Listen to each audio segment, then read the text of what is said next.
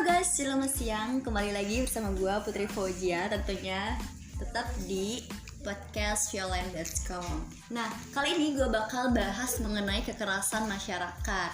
Seperti biasa, gue gak sendirian. Di sini gue ditemenin oleh temen gue, yaitu Entis. Halo Entis. Halo Putri. Ya, gimana kabarnya hari ini? Alhamdulillah baik nih. Oke, jadi kali ini kita bakal bahas mengenai kekerasan masyarakat. Kekerasan masyarakat. Nah, iya. Menurut lo kekerasan masyarakat gimana sih, Tis?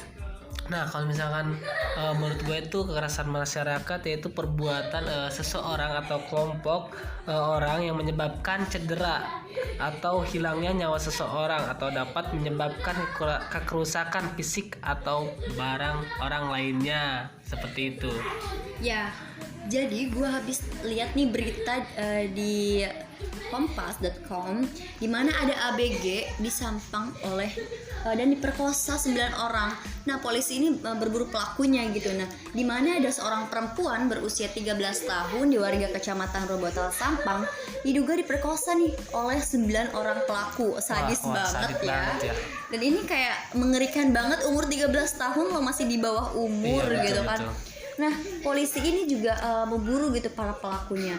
Itu tuh di hari Rabu pada tanggal 2 bulan November kemarin. Itu tuh baru banget kan. Jadi kayak wah, itu jadi berita yang patut kita perhatikan sih. Iya, patut kita perhatikan. Nah, menurut lu gimana sih untuk cara kita menanggulangi hal tersebut atau isu tersebut?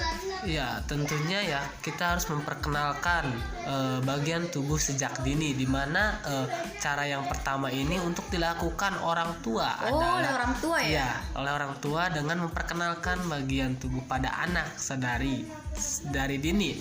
Nah, hal itu juga bertujuan mengajari anak apa arti dan fungsi sebenarnya dari bagian tubuh tersebut, supaya si anak tersebut itu bisa memahami dan menjaga bagian tubuh tersebut itu dengan hati-hati gitu tentunya. Nah, bener banget sih, kita perlu banget sih ya memperkenalkan bagian tubuh kepada anak sejak dini gitu. Nah, mungkin kita juga bisa nih memberikan mereka pemahaman terkait bagian tubuh mana yang bersifat pribadi gitu, supaya anak juga mungkin bisa bisa mengetahui mengenai bagian-bagian yang mereka miliki yang bersifat pribadi yang tidak boleh disentuh atau dilihat oleh semua orang. Mungkin kita sebagai orang tua juga bisa nih ngejelasin kepada anak kita nih tentang bagaimana kita menjaga tubuh yang ada di tubuh kita agar tidak terlihat oleh semua orang seperti itu. Jadi hanya dilihat oleh siapa saja seperti itu, apalagi anak di bawah umur ya, dan anak-anak kecil gitu. Jadi harusnya mereka diberikan pemahaman mengenai terkait tubuh yang bersifat pribadi seperti itu. Nah, menurut lu ada lagi nggak sih hal yang mereka dilakukan untuk pencegahan kasus ini? Ya, pastinya ada ya. Yang pertama mungkin kita juga bisa ajarkan kepada anak untuk bilang tidak atau stop bilang gitu tidak ya. Gitu ya. Tidak. Kenapa tuh?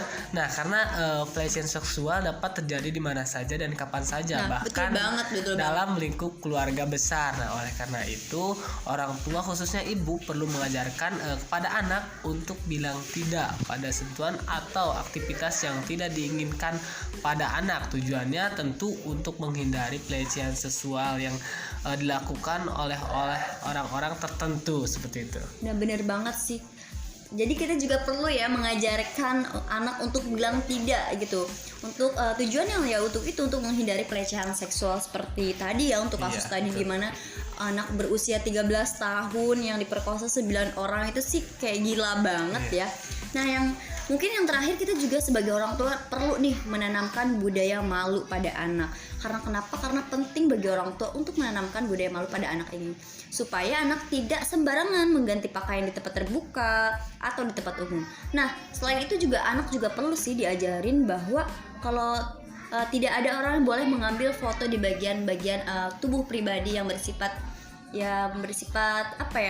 mengundang seperti itu ya. Ya, apalagi kan sekarang zamannya udah zaman gadget ya. Ya betul banget. Jadi semuanya bisa disebarluaskan gitu ya. Nah, betul banget.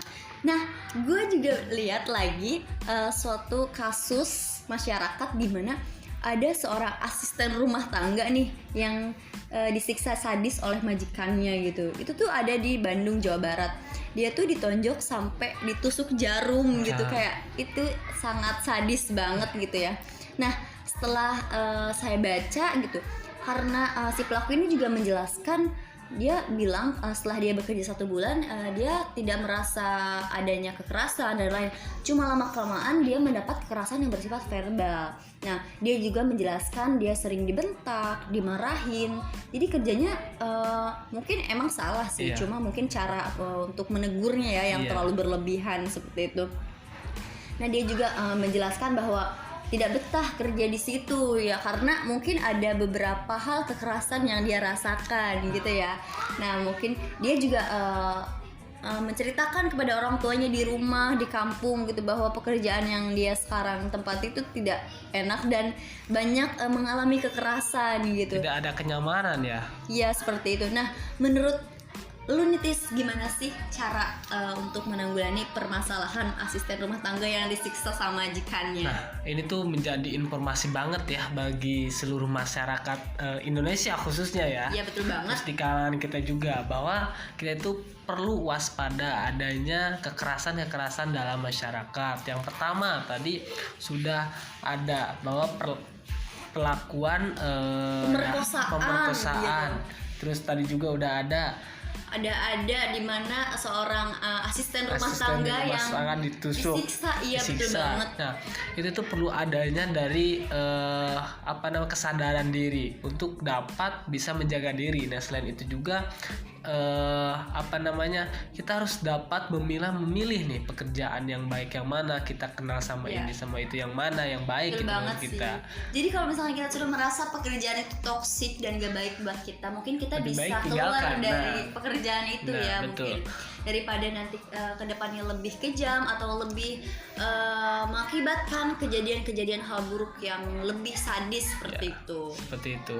Oke, jadi guys, mungkin kali ini aja untuk podcast informasi mengenai kekerasan masyarakat.